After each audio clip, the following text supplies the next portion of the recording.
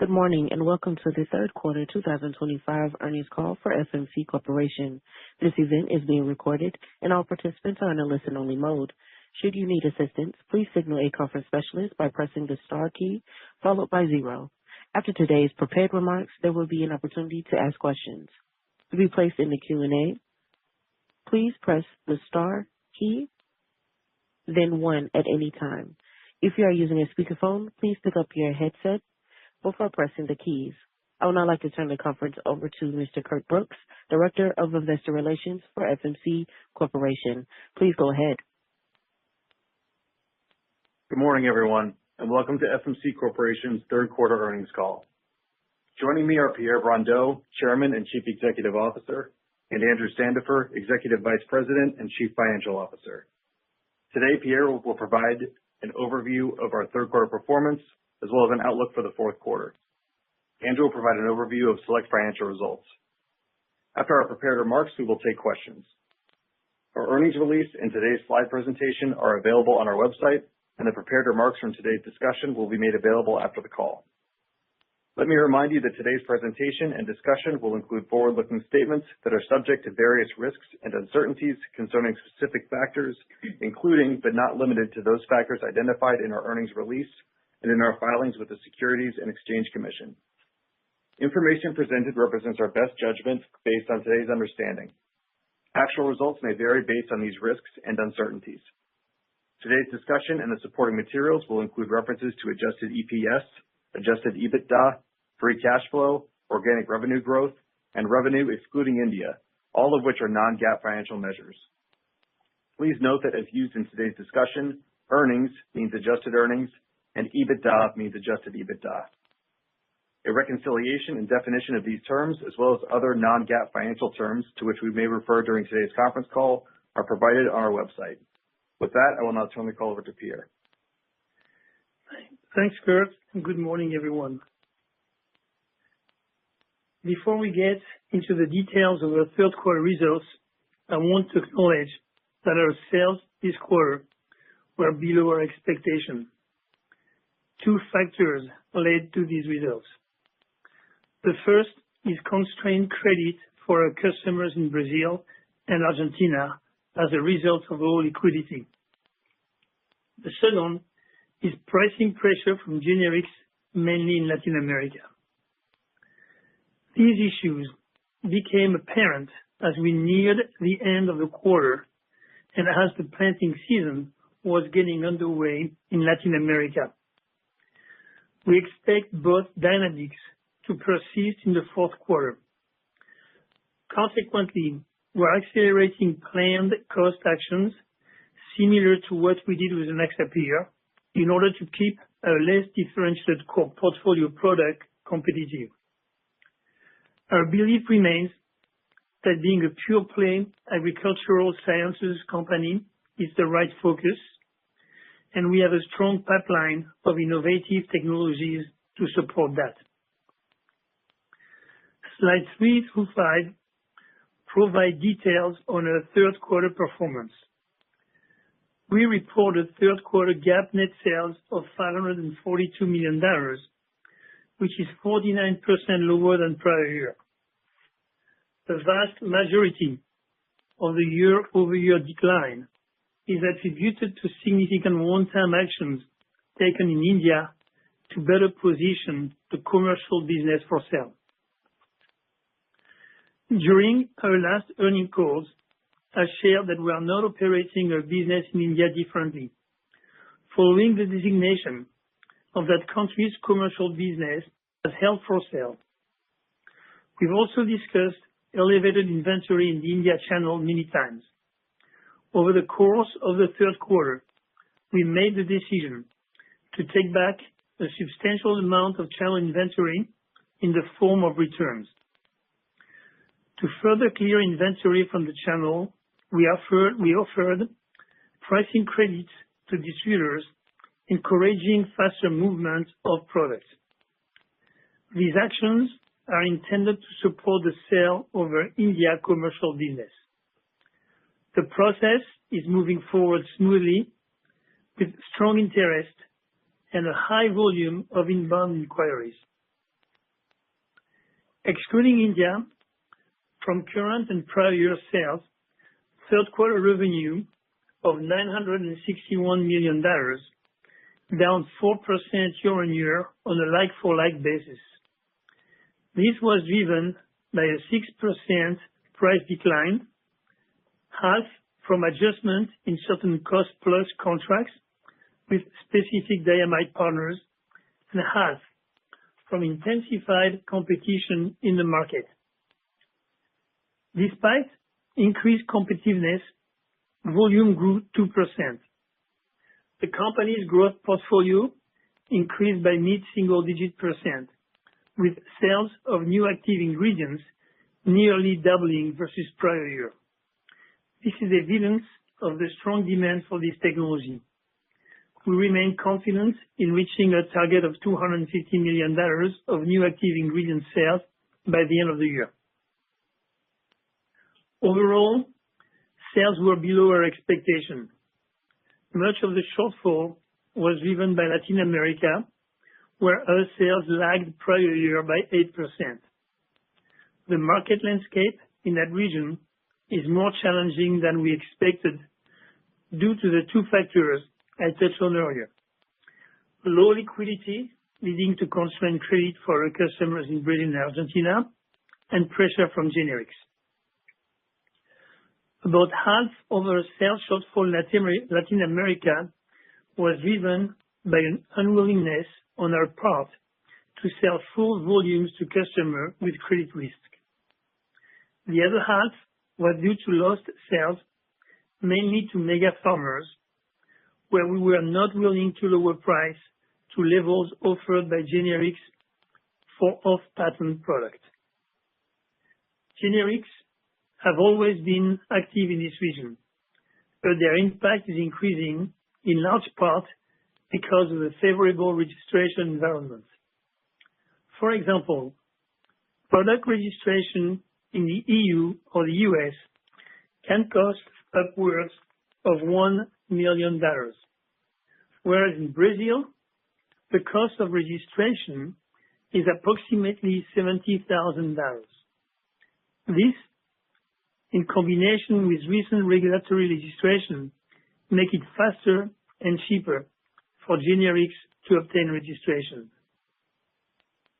On a positive note, our decision to invest in an additional route to market in Brazil to serve large soybean and corn growers is proving to be worthwhile.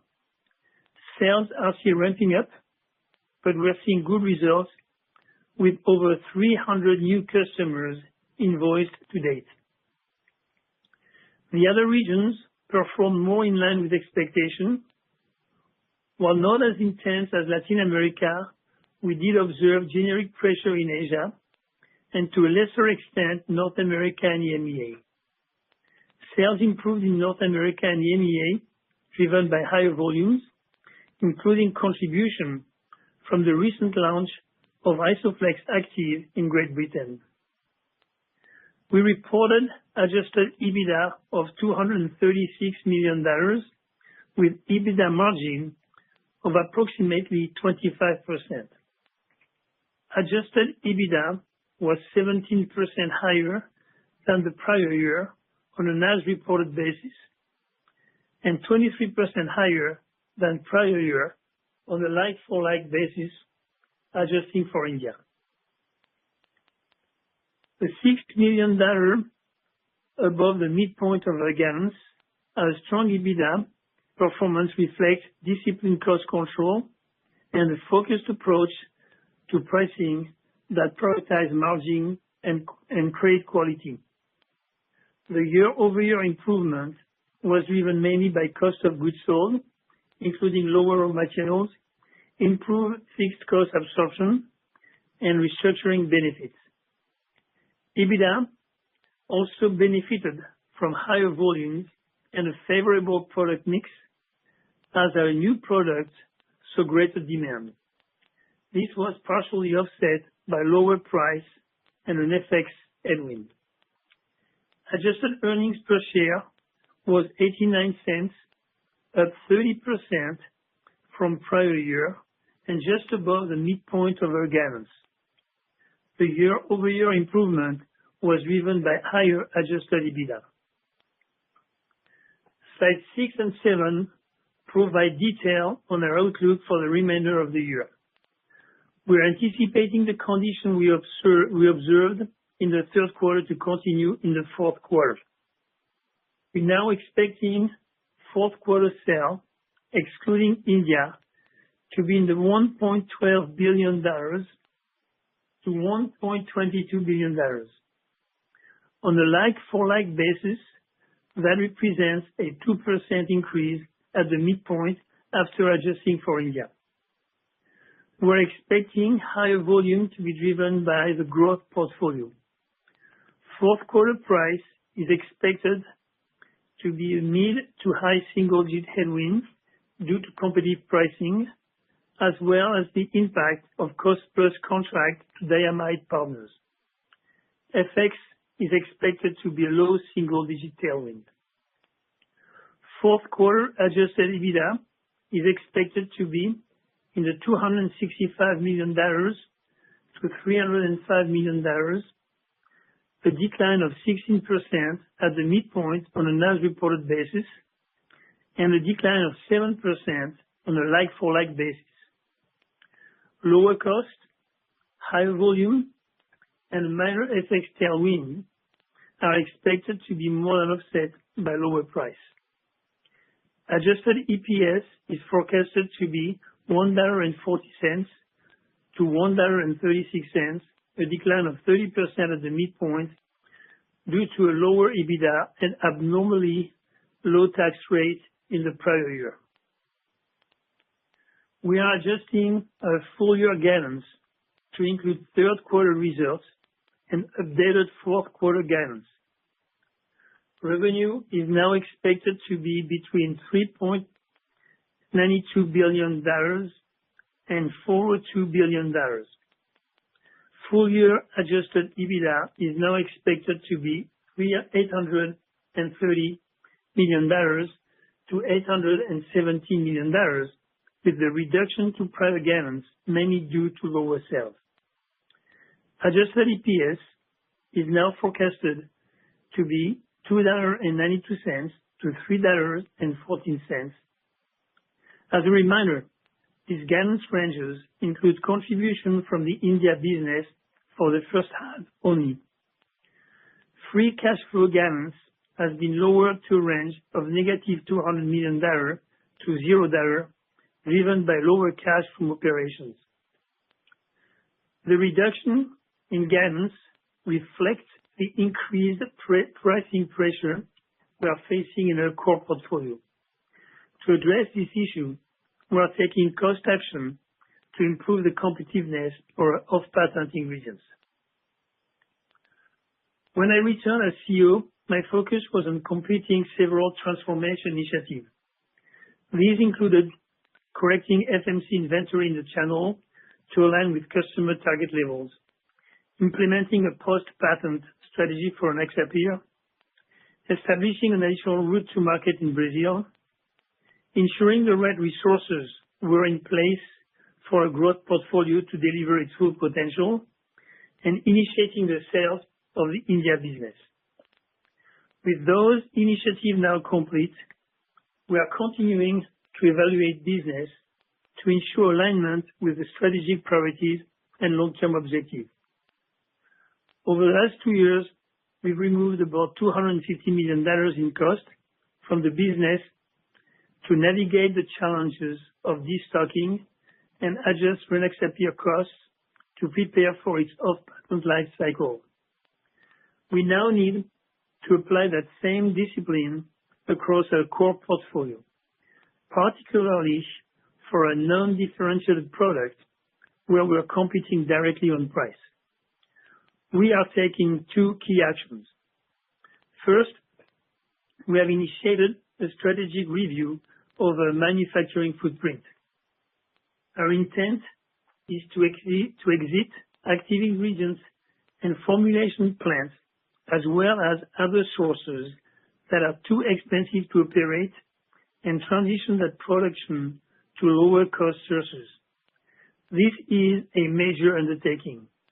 We've already begun the work to identify and develop those alternative sources, and we expect the plan to be fully in place by the end of 2026.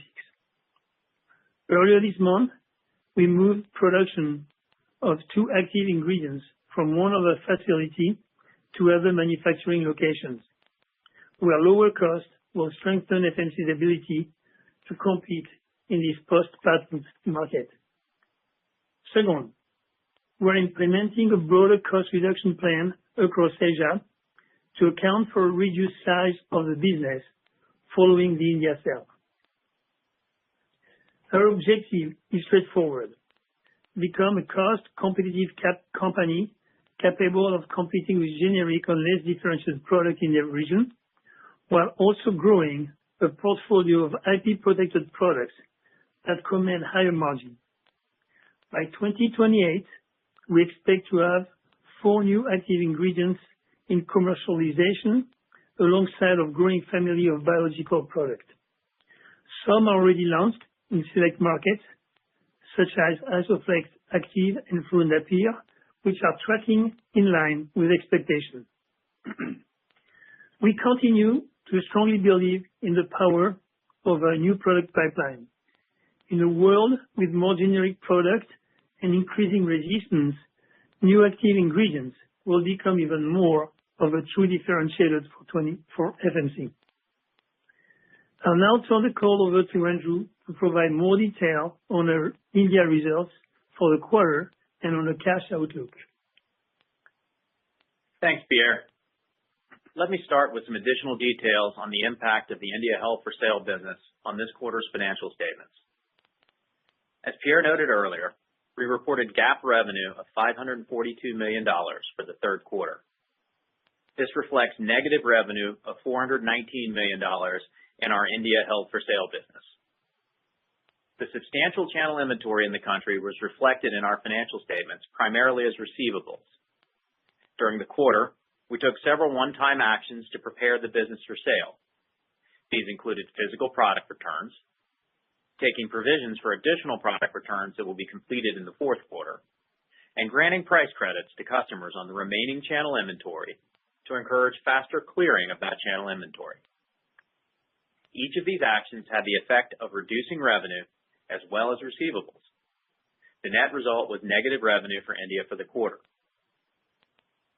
This will also result in a substantial reduction in inventory held in the channel to much more normalized levels, with excess inventory to be held directly on FMC India's books as FMC-owned inventory. We are doing this as we believe it is much easier for a buyer to ascribe more certain value to physical inventory being purchased in a business sale than to receivables, which are subject to collection and other risks. Further, rapidly correcting channel inventory reduces risks associated with recent changes in the application of local indirect taxation rules. We intend to manage the India business with a heightened focus on the liquidation of inventory in advance of completing the sale of the business.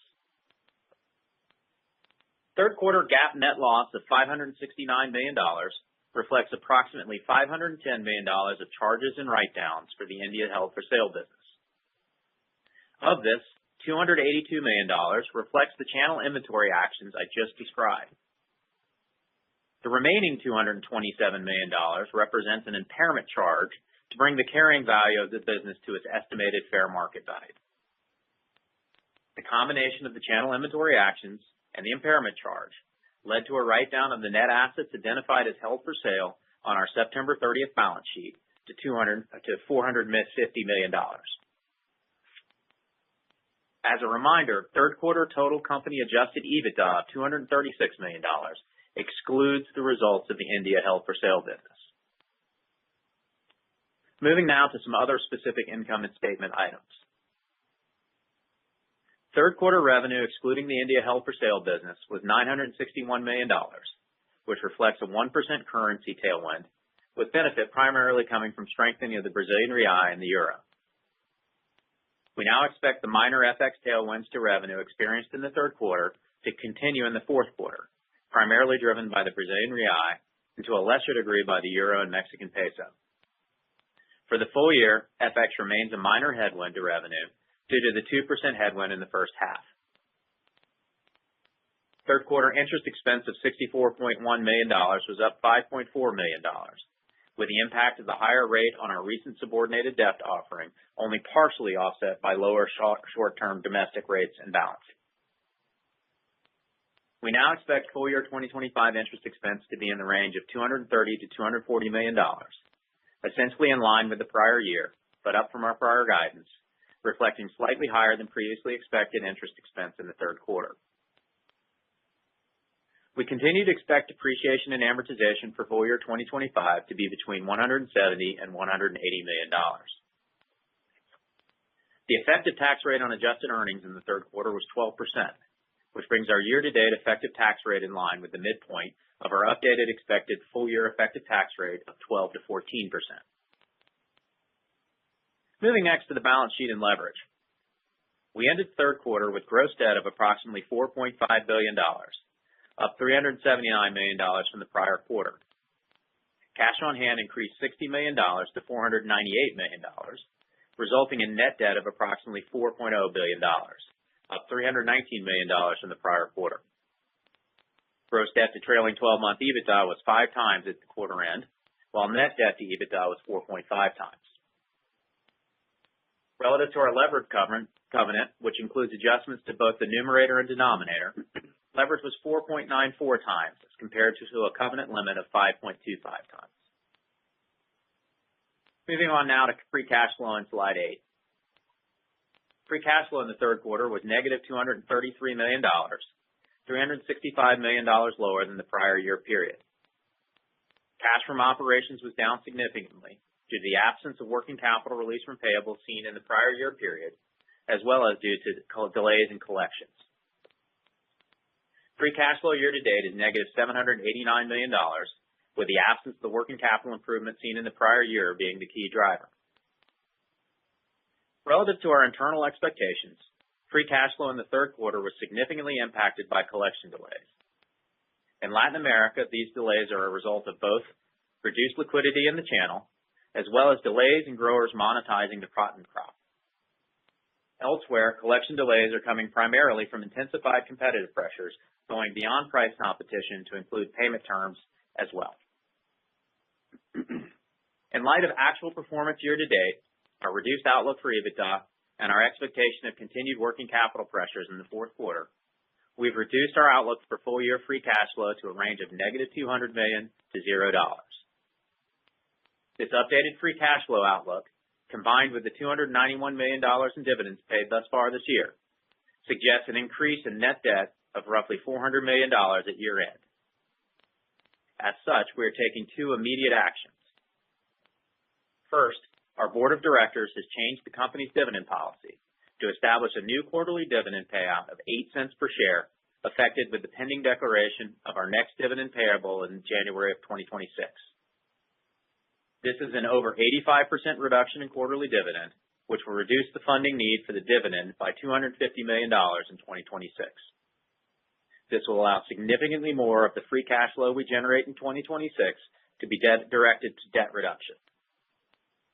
Second, we've begun discussions with our bank group to further amend the financial covenants in our revolving credit facility agreement to provide us with additional flexibility as we navigate these challenges.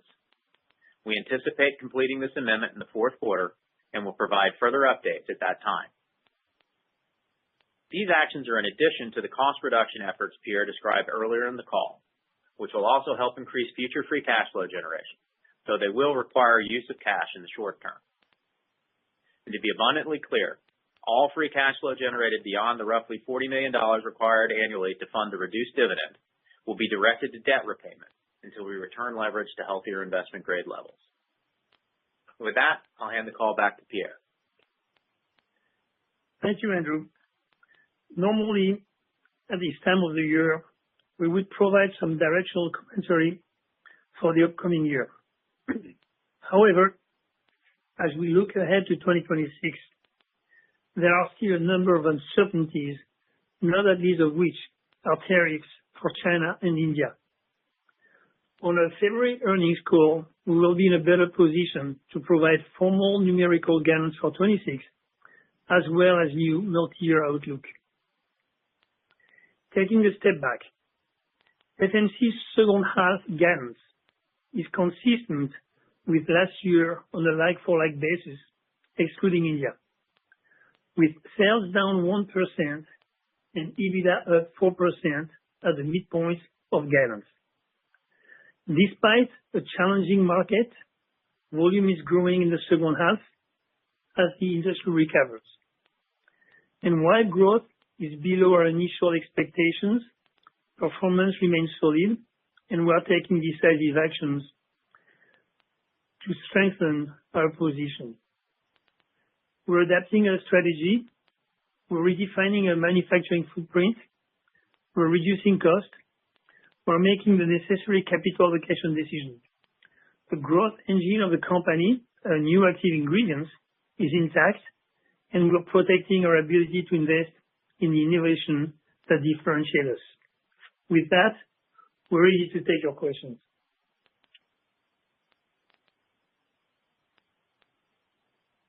We will now begin the question and answer session. To be placed in the queue, please press the star key, then 1 on your touchtone phone. If you are using a speakerphone, please pick up your headset before pressing the keys. Please limit yourself to 1 question. If you have additional questions, you can jump back in the queue. To withdraw from the queue, please press star, then 2. At this time, we will pause momentarily to assemble our roster. The first question comes from Duffy Fisher with the company Goldman Sachs. Yes, good morning, guys. So on the free cash flow guide, at the midpoint, you're down $400 million versus what you expected last quarter. Can you just talk about the buckets of what's eating up that cash flow? I know some of it is working capital. And then do you think you get a one-time release of that back next year, or is this going to be a new going forward, higher commitment of cash needed for your EBITDA delivery? Thanks, Ed. Hey, it's Andrew. I'll take this question. Look, in terms of changes got from last guidance to current guidance on free cash flow for 25, look, it starts with a $60 million reduction in full-year EBITDA guidance, right? So let's be clear. We've taken down sales by over $200 million and EBITDA by $60 million since our prior guidance. And that has an impact on collections, which, bluntly, collections are predominance of the move and guidance between the two calls. Lower sales in Q3 and Q4 means less that will be collected. Not all would be collected in those quarters by any means, but we would have collected some of those sales. We're also, because of liquidity conditions, seeing fewer cash sales. There's a portion of our mix that is sold, as basically immediate payment, as cash sales. Liquidity constraints are limiting that part of the collections mix in Q3 and Q4. And we are seeing competitive pressure that's pushing for longer terms. So the biggest part of the bridge between past guidance and current guidance is collections. There are a couple of other factors. There are certainly some noise around our India exit. There was certain amounts of cash that were built into our guidance being collected in the second half into our prior guidance for India. As we've made adjustments and decisions on how we want to operate that business to better prepare for sale, there is some friction there. And we are seeing some higher cash spending than we had previously anticipated.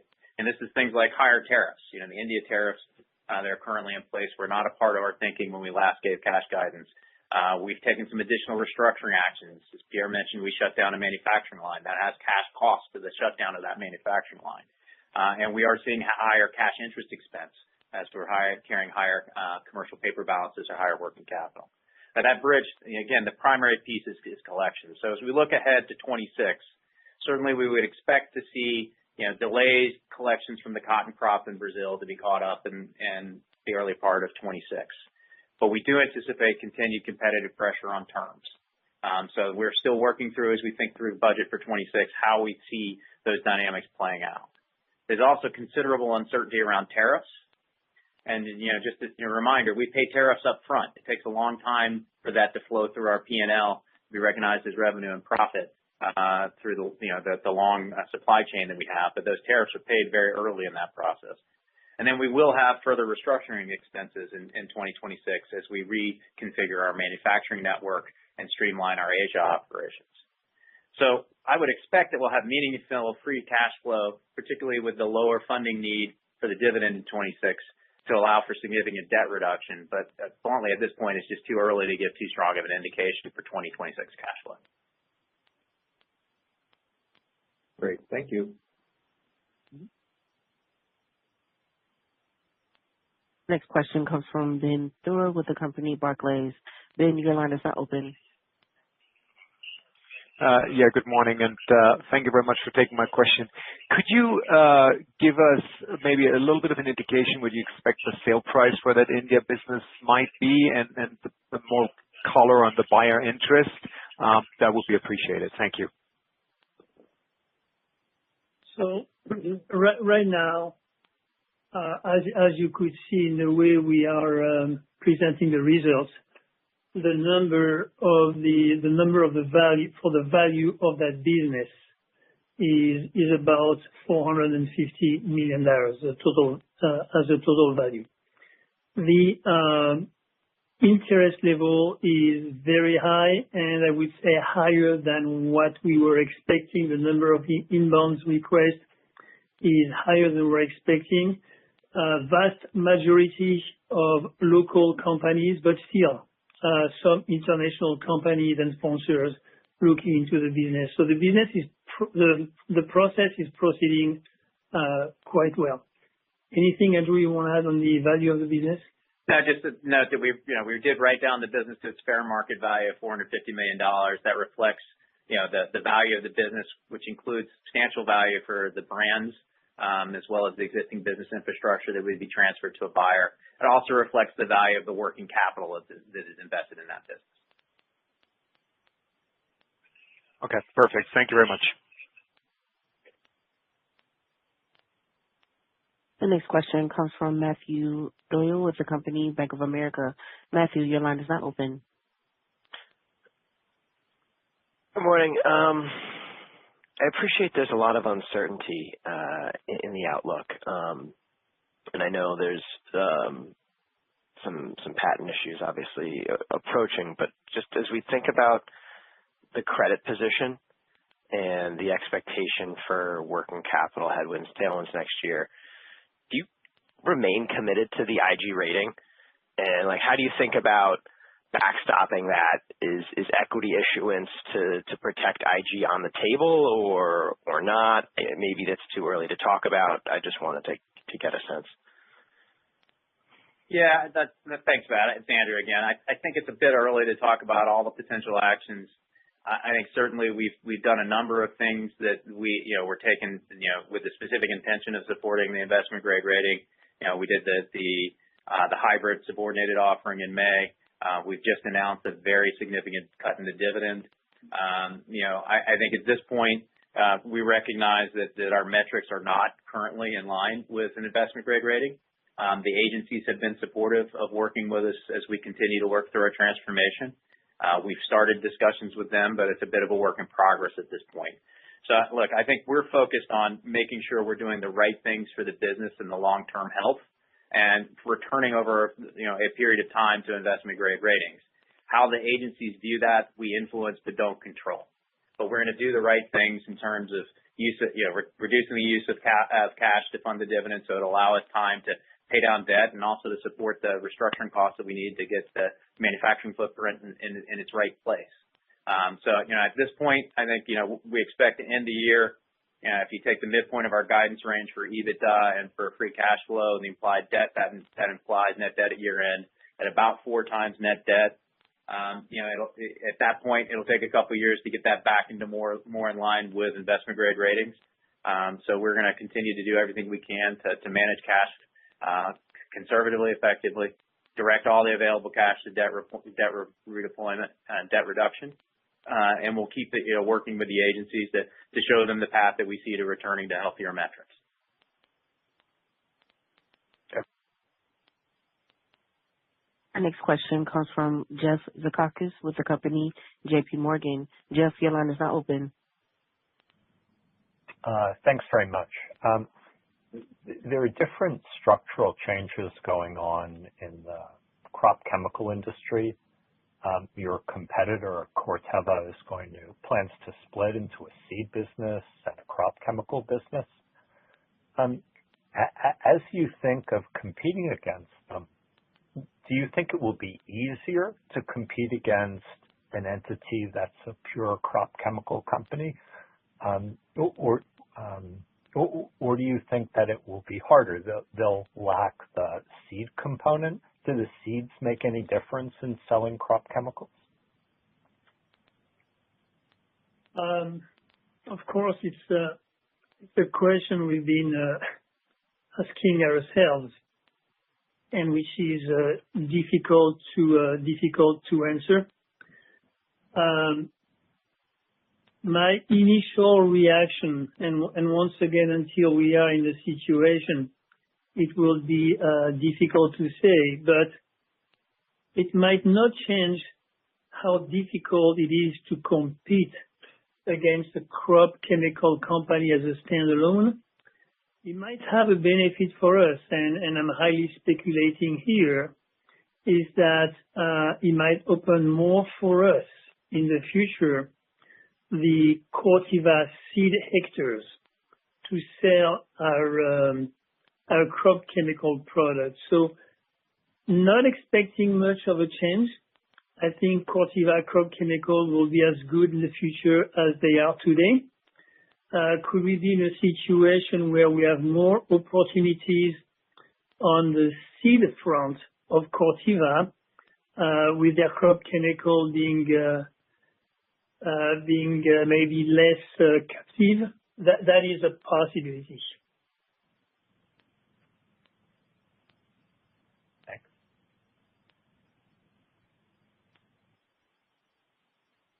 The next question comes from Edlain Rodriguez with the company Mizuho. Edlain, your line is now open. Thank you, and good morning, everyone. A quick question, Pierre. How much of what's going on right now do you think is FMC specific versus how much is industry issues? And related to that, when do you think you'll have a good sense of what's really going on with the portfolio? Because it seems like you play in a game of whack-a-mole. Problems keeps resurfacing, and then you have to put the fire out. It's when do you think you have a better sense of what's going on with the portfolio, and is it company specific versus industry specific? All right. I'm going to try to answer. It's an important question we are obviously looking at. First, let me talk about what is, I would say, industry.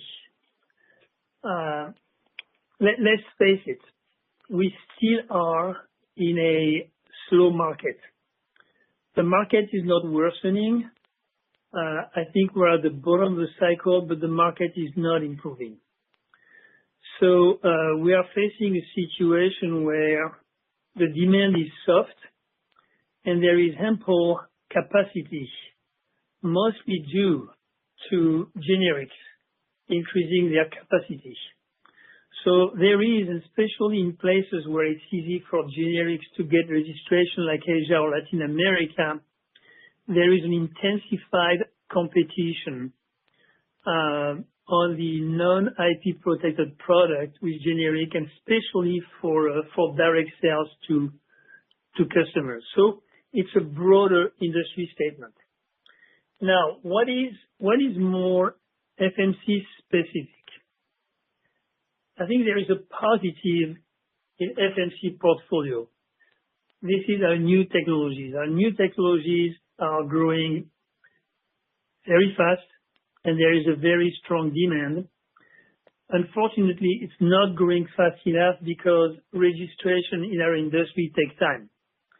So as important as those products are, and as important as our growth portfolio is, it is not today large enough to impact significantly the performance of the companies. On the negative front, there is two events which are happening. Rynaxypyr, and we talked about it. We don't view that as a growth molecule, and it's a molecule for which we have developed a strategy to protect earnings, but not to grow earnings. Now comes the last point we talked about in our remarks. We were hoping about a year ago to see a market ramping up and being able to defend better a non-IP protected product using branding, using service, using mixtures, IP protected mixtures. It is a fact that we knew that we had a manufacturing cost which was not very competitive for part of the portfolio. We believe for the next 2-3 years we could live with that. It is not happening. I think with the market remaining soft, we are seeing generics being more and more aggressive, and we are forced to do maybe a bit earlier in a more aggressive way, a complete rethinking of a manufacturing portfolio. So I would say there is a part which is industry linked. And then on the FMC side, there is a lot of positive, but 26, 27 are a bit early to see those products influencing strongly, and specifically to FMC is the Rynaxypyr situation we've discussed and our manufacturing costs which need to be addressed.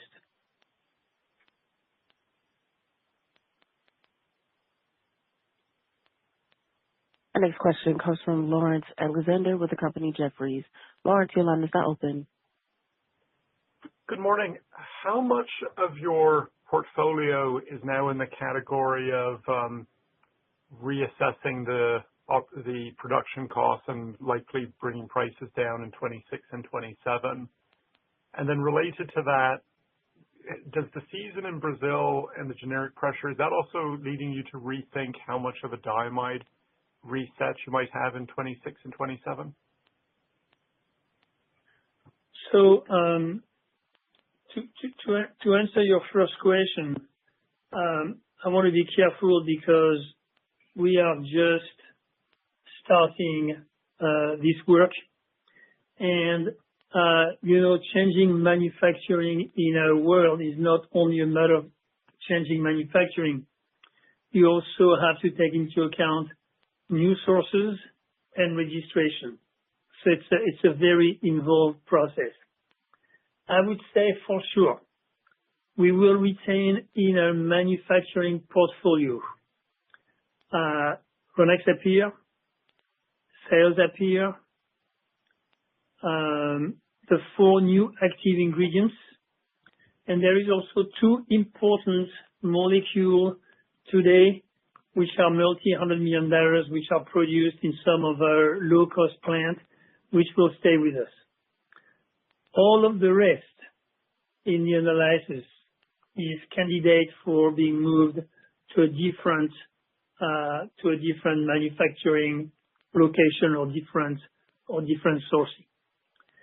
Regarding diamides, at this stage, we do not believe what we are talking about is changing our strategy or make us believe we should go further in terms of pricing. That dynamic around Rynaxypyr especially was very much in place, was already happening. There is nothing changing here. So at this stage, we do not believe it will have an impact. That being said, we've developed a strategy. We are starting implementation, and we will be adjusting as we need between cost to take share over other type of insecticide or lower end market and high-end mixtures to reinforce our position on the high-end market for Rynaxypyr. So we will adjust, but there is nothing jumping at us right now requiring a change in our strategy. Thank you. Our next question comes from Joe Jackson with the company BMO Capital Markets. Joe, your line is open. Good morning, Pierre and team. Pierre, you're describing, a lot going on, obviously, at the company. You're talking about, redoing maybe how you manufacture for a larger portfolio. You're exiting out India. You've got the things with Maxter going on next year. You're made some management changes recently. As you go through all this, are you starting to think about, in a fragmented industry in crop chems, does FMC have the right structure? Should it be acquisitive? Should you start looking at if you should partner with others? I mean, tell me about how deep your thoughts are going here into all the scenarios that could happen. Yes, I think we believe we have a clear path on where the company is going. It's evolving in terms of the speed at which we should do it, but we have a clear path.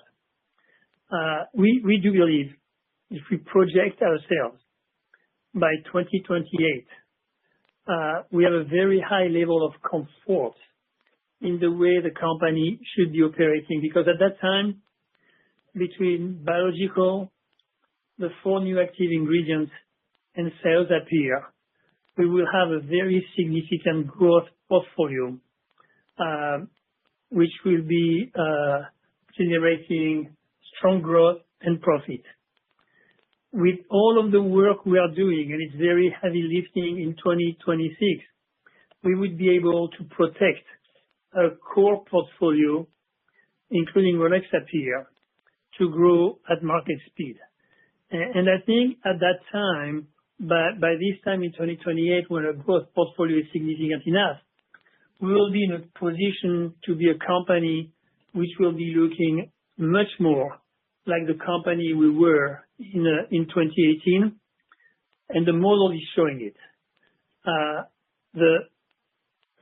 The very positive thing is we know how to change a manufacturing process and structure, and we have a very solid demand on the new technologies which are coming at us, including the one which are not commercialized yet, where we have demand from customers to get accelerated registration from authorities. So I think that is fairly straightforward. I have to be completely honest. The difficult period for us is 2026, while we are readjusting the company to be able to get to the point I just described. Partnership, I think partnership will be more and more, and also on the technology front, will be more and more part of the way we do business. We could see, for example, the discussion and partnership we had on fluindapyr with Corteva. This is working very well, and I think it's going to be the name of the game for crop chemical company in the future. The next question comes from Patrick Cunningham with the company Citigroup. Patrick, your line is now open. Hi, good morning. Thanks for taking my question. What are the cost reduction initiatives you have in Asia following the India sale? And would exiting more countries in the region potentially be on the table for you, or perhaps other regions as well? I didn't get the first part. I can answer the second part. Right now, India is an isolated case and is the only country for which we intend to take the type of action we are taking. Other countries in Asia, or even for that matter in Latin America, are, for historical reasons, not performing as well as we would like, but all of them are fixable, and we have a plan for them. So to the second part of your question, India is an isolated case and the only one for which we are intending to have a sale process. The first part of the question? What are some of the cost actions in Asia? Oh, cost action in Asia. It's quite simple. I mean, think about a region where India reached multi-hundred peak sales with quite a large infrastructure to support India, to support manufacturing there, to support research and development, and was a very significant part of the region. We have not fundamentally changed the way that region is structured with way significant sales. You do not need the same R&D as before. You do not need the same marketing. You do not need the same sales structure, and you don't need the same administration. So we need to resize the region to something which is much smaller than what it used to be.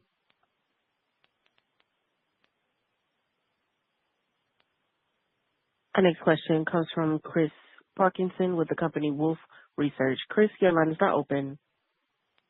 Great. Thank you so much. Pierre, there's still a lot of things in terms of your R&D pipeline that have significant value. And obviously, we're seeing good things out of Isoflex, Fluindapyr. There are a lot of things in 26, 27, I believe, in the pheromones, nematodes. I mean, there's a lot of things that are still there that the market perhaps is overlooking. What is your willingness or aversion to potentially trying to monetize or partner with some of the value that's there just to alleviate some of the pressures that the company is currently facing? Is that at all on the table, or is that something that's just not a consideration? Thank you. Interesting question, Chris. As you can guess, this is something we talk about. It always depends where the product stand in its development, and it could generate a different type of partnership. At this stage, we are excluding selling any of the active ingredients which are the closest to commercialization, and you named the 4 of them, as well as some which are in the pipeline getting closer to commercialization.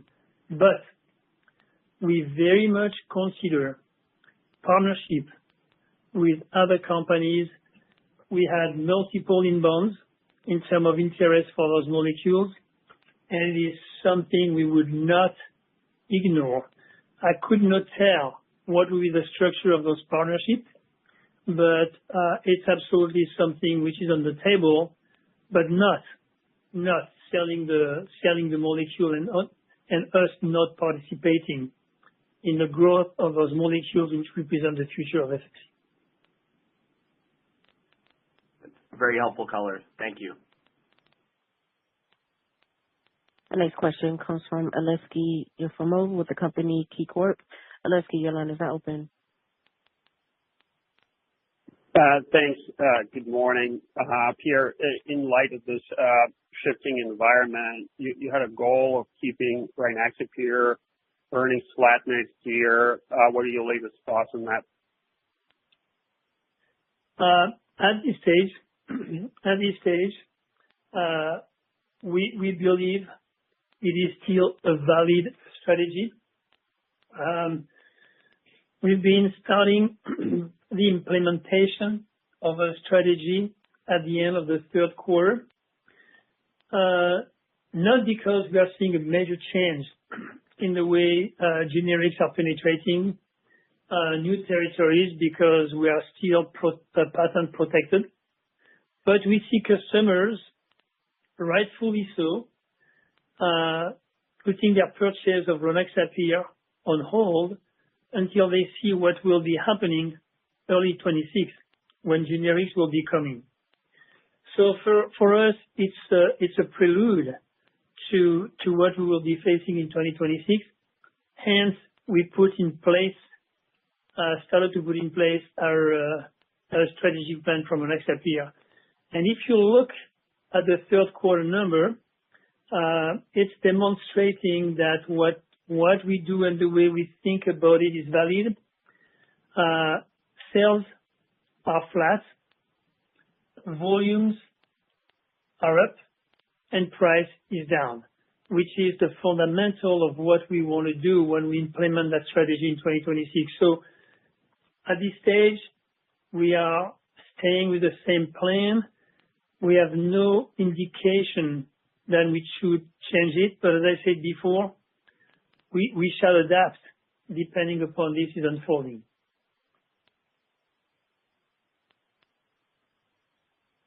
The next question comes from Vincent Andrews with the company Morgan Stanley. Vincent, your line is now. Thank you. Good morning, everyone.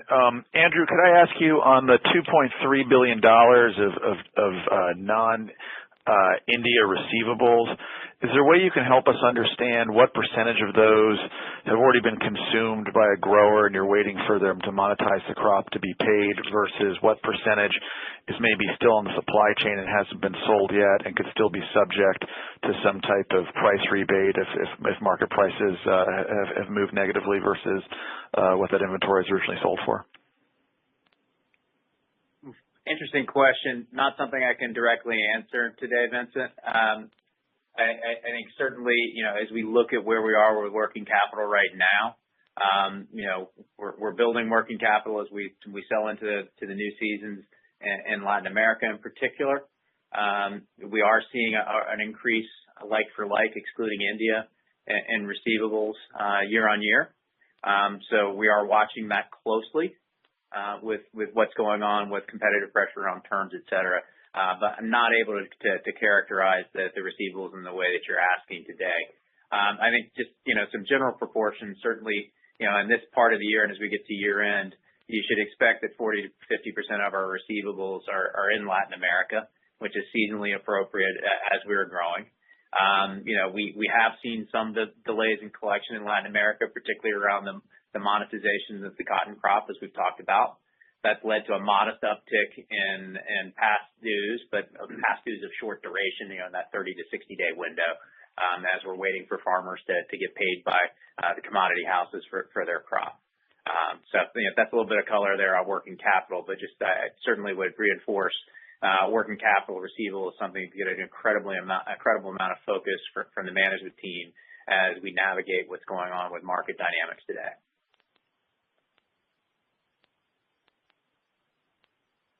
Final question comes from Josh Spector with the company UBS. Josh, your line is now open. Yeah, hi, good morning. Two quick ones. One kind of related to the past one slightly, just around fourth quarter cash from ops. I mean, basically, you need about a $700 million uplift, it looks like, to hit your guidance. I mean, is that all net working capital reduction and collections, and do you have visibility towards that with high confidence? And then second, kind of related, more around inventory dynamics with weaker demand and more generics pressure. Are you taking inventory action that's impacting fourth quarter EBITDA, and is there any carryover risk of that into 2026? Thanks. So, look, Q4 is always a profoundly positive cash flow quarter for us with the seasonality of working capital, including significant prepayments in the U.S. business. So the proportions you're pointing to, yeah, I mean, you're looking at a circa $700 million free cash flow fourth quarter. That is in no ways unprecedented and very much our normal seasonality.